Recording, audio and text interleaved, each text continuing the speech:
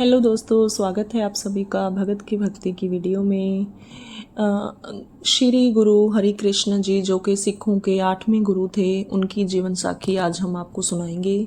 चलिए स्टार्ट करते हैं। गुरु हरि कृष्ण गुरु हरि राय के छोटे बेटे थे। उनका जन्म माता कृष्ण कौर की कोख से किरतपुर में सावनबदी 10 सन 1713 को हुआ था। उनकी दूसरी माँ कल्याणी के पुत्र का नाम राम राय था, जिसने सन 1703 को जन्म लिया था। गुरु हरि कृष्ण की माँ कृष्ण कौर बहुत ही धार्मिक विचारों वाली महिला थी। उनमें सेवा और त्याग की भावनाएं कूट कूट कर भरी हुई थी, जो उन्होंने बचपन से ही अपने पुत्र हरि कृष्ण में भर दी थी। सद्गुणों का विकास बालक हरि कृष्ण में बचपन से ही होने लगा था। उनके सद्गुणों को देखकर ही गुरु हरि राय ने, जब वह 5 वर्ष के ही थे, अपने बाद सिखों के 8वें गुरु होने की घोषणा कर दी थी। गुरु हरि राय की इस घोषणा से जहां सिखों को प्रसन्नता हुई, उनके बड़े पुत्र राम राय को बहुत ही शोक हुआ। जिस दिन राम राय ने औरंगजेब को प्रसन्न करने के लिए गुरु नानक देव की वाणी में उलट पलट कर दी थी, उसी दिन गुरु हरि राय ने उसे निष्कासित कर दिया था। उसके पास संदेश भिजवा दिया था कि भविष्य में वह अपना मुंह उन्हें ना दिखाए। राम राय को औरंगजेब ने देहरादून में ही जागीर दे दी थी। उसने वही आश्रम बना लिया था। उस इलाके के लोग उसे बाबा राम राय कहकर पुकारने लगे थे। राम राय को पूर्ण विश्वास था कि औरंगजेब उसकी भरपूर सहायता करेगा। उसने दिल्ली जाकर औरंगजेब को गुरु हरि राय और गुरु हरि कृष्ण के विरुद्ध खूब भड़काया और कहा, मुझे इतना बड़ा दंड आपका पक्ष लेने के कारण मेरे पिता ने दिया है। पहले घर से निकाल दिया और अब मेरा अधिकार छीनकर मेरे छोटे भाई को गुरु गद्दी सौंप दी। औरंगजेब राम राय की खुशामद भरी बातों से बहुत प्रसन्न हुआ। उसी का कोई आदमी सिखों का नेतृत्व करे, इससे बड़ा लाभ की बात और क्या हो सकती थी। इस प्रकार सारा सिख संप्रदाय उसकी मुट्ठी में आ सकता था। वह सिख जैसी लड़ाकू कौम पर अपना नियंत्रण रख सकता है। उसने राम राय को सहायता देने का वचन दे दिया। लेकिन राम राय, तुम्हारे छोटे भाई हरि कृष्ण को गुरु गद्दी से बेदखल कैसे किया जा सकता है, जबकि सभी सिखों की सहमति से तुम्हारे पिता ने उन्हें गुरु घोषित किया है। आप हरि कृष्ण को दिल्ली बुलवा लीजिए और उससे साफ साफ कह दीजिए कि गुरु गद्दी पर तुम्हारा कोई अधिकार नहीं है।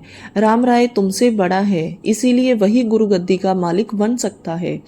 वे सिखों का 8वां गुरु है। आज से सभी सिख उसी को अपना गुरु माने। राम राय ने उपाय सुझाया था। राम राय की योजना ठीक थी। औरंगजेब ने अपने प्रधान सेनापति राजा जय सिंह से कहा कि वह अपने कुछ आदमियों को किरतपुर भेजे और वहां से गुरु हरि कृष्ण को दिल्ली बुलवा ले। राजा स्वाई जय सिंह अच्छी तरह जानते थे कि गुरु हरि कृष्ण को दिल्ली बुलाने का उद्देश्य क्या है। वह इसे अनुचित समझते थे, लेकिन बादशाह के आदेश का पालन करने से इनकार नहीं कर सकते थे। इनकार करके वह औरंगजेब से शत्रुता मोल नहीं लेना चाहते थे।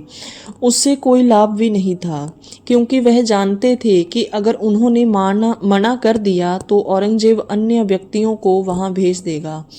वे लोग गुरु हरि कृष्ण के मान सम्मान का कोई लिहाज नहीं करेंगे और सामान्य अपराधी की तरह कैद करके दिल्ली ले आएंगे।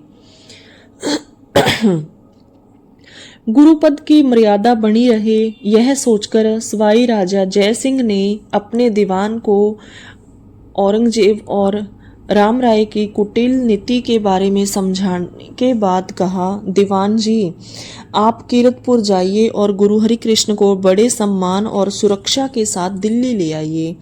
मैंने औरंगजेब की बात मान तो ली है, साथ ही उससे स्पष्ट शब्दों में यह भी कह दिया कि मेरे जीते जी गुरु हरि कृष्ण का कोई भी अहित नहीं कर पाएगा।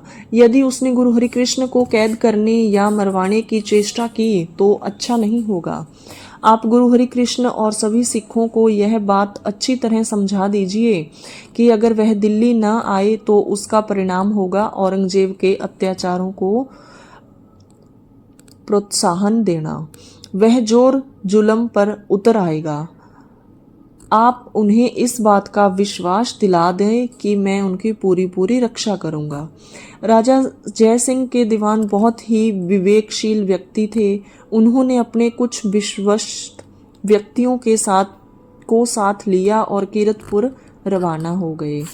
गुरु गद्दी पर सुशोभित होने के बाद गुरु हरिकृष्ण ने 5 वर्ष की अल्प आयु में ही सारा कार्यभार संभाल लिया था। हालांकि वह स्वयं कोई सक्रिय भूमिका नहीं निभा पाते थे, लेकिन उनकी उपस्थिति भी इतनी प्रभावशाली थी कि सारे काम पहले के समान सुविधा अनुसार होते चले जा रहे थे। गुरु गद्दी पर बैठे उन्हें अभी 3 वर्ष ही हुए थे कि औरंगजेब का पत्र लेकर सवाई राजा जय सिंह ने दीवान कीरतपुर पहुंच गए। औरंगजेब का पत्र पढ़कर सभी लोग चिंतित हो उठे। मुगल बादशाहों के पिछले 2 पत्रों का परिणाम वे लोग देख और भोग चुके थे। शाह जहांगीर ने भी पत्र भेजकर गुरु अर्जन देव को लाहौर बुलवाया था, लेकिन गुरु अर्जन देव पलटकर अपने घर नहीं पहुंचे थे।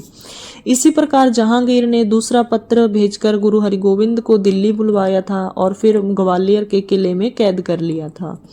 मुगल बादशाहों का सिखों के प्रति दोष छिपा नहीं था, इसीलिए अधिकांश सिखों ने यही राय दी कि गुरु हरिकृष्ण दिल्ली न जाएं, क्योंकि जालिम और धोखेबाज बादशाह औरंगजेब का विश्वास बिल्कुल नहीं किया जा सकता। राजा जयसिंह के दीवान माता कृष्ण कौर से मिले और उन्होंने समझाया कि जब तक राजा जयसिंह है, गुरुजी का कोई बाल भी बांका नहीं कर पाएगा। वह स्वयं उनकी रक्षा करेंगे। राजा जयसिंह ने गुरु हरिकृष्ण की सुरक्षा का भार उन्होंने सौंपा था। गुरु हरिकृष्ण की आयु उस समय केवल 8 वर्ष की थी। माता कृष्ण कौर की चिंता की कोई सीमा नहीं थी। उन्होंने गुरु हरिकृष्ण को दिल्ली भेजने से इनकार कर दिया। माता जी, आपको चिंता करने की बिल्कुल भी जरूरत नहीं है। मैं गुरुजी की रक्षा का वचन देता हूँ, दीवान ने कहा। आप औरंगजेब को नहीं जानती। अगर उसके आदेश का पालन नहीं हुआ तो गुरु हरिकृष्ण के साथ सारी सिख कौम खतरे में पड़ जाएगी। वह बहुत ही जालिम है, इसीलिए यही बेहतर है कि आप गुरु को मेरे साथ भेज दीजिए। विवश होकर माताजी ने गुरु हरिकृष्ण को दिल्ली ले जाने की अनुमति दे दी। जिस समय गुरु हरिकृष्ण दिल्ली के लिए रवाना हुए, सारा शहर उमड़ पड़ा। उनके दिल्ली जाने का समाचार सुनकर दूर दूर के सिख कीरतपुर पहुंच गए थे। सभी लोग चिंतित, उदास और दुखी थे। लोगों ने आंखों में आंसू भरकर अपने नन्हे गुरु को विदा दी। माताजी गुरुजी को अकेला छोड़ना नहीं चाहती थी, इसीलिए वह भी कुछ विश्वस्त और वफादार सिखों के साथ दिल्ली चल पड़ी। दीवान जी माताजी और गुरु हरिकृष्ण को बड़े सम्मान सहित ले आए। रास्ते में उन्हें कोई असुविधा नहीं होने दी। दीवान जी के व्यवहार से माताजी को विश्वास हो गया कि दीवान और सवाई राजा जयसिंह के होते हुए गुरु हरिकृष्ण का कोई अहित नहीं होगा। कई दिनों की यात्रा के बाद गुरु हरिकृष्ण की सवारी दिल्ली पहुंची तो स्वयं राजा जयसिंह ने आगे बढ़कर उनका स्वागत किया और जयसिंहपुरा की अपनी भव्य और विशाल कोठी में लाकर उन्हें ठहराया। जयसिंहपुरा सवाई राजा जयसिंह की व्यक्तित्व जागीर थी और उनकी कोठी बंगला कहलाती थी। सवाई राजा जयसिंह ने गुरु हरिकृष्ण की सुरक्षा की कड़ी व्यवस्था के साथ उनके रहने और खाने पीने की समुचित व्यवस्था कर दी थी। गुरु हरिकृष्ण सवाई राजा जयसिंह के जिस बंगले में ठहरे थे, वहां आज एक भव्य और विशाल गुरुद्वारा है, जिसे गुरुद्वारा बंगला साहब कहते हैं। इस बंगले में एक भव्य सरोवर है, जिसके संबंध में लोगों का विश्वास है कि इस सरोवर में स्नान करने और इसके जल को पीने से अनेक रोग दूर हो जाते हैं। गुरु हरिकृष्ण के दिल्ली में आने के बाद अचानक ही हैजे की महामारी फैल गई। लोगों का गुरु हरिकृष्ण में अगाध विश्वास था। वे लोग उनके पास आने लगे। गुरुजी उन्हें चरणामृत पिला देते और वे रोग मुक्त हो जाते। जिस समय गुरु हरिकृष्ण कीर्तपुर में दिल्ली आ रहे थे, मार्ग में एक चमत्कार पूर्ण घटना हुई। अंबाला शहर के निकट ही पंजीखरे नामक एक गांव था। दीवान ने वहीं पड़ाव डालने का हुक्म दिया। कीरतपुर से चलते चलते लोग कुछ थक गए थे। दीवान ने निश्चय किया कि वहां 3 दिन रहने के बाद दिल्ली की ओर कूच किया जाएगा।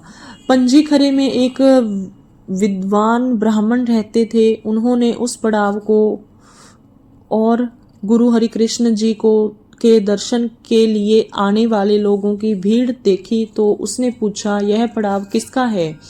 गुरु हरिकृष्ण जी दिल्ली जा रहे हैं, यह उन्हीं का पड़ाव है। कौन? गुरु हरिकृष्ण सिखों के 8वें गुरु हैं।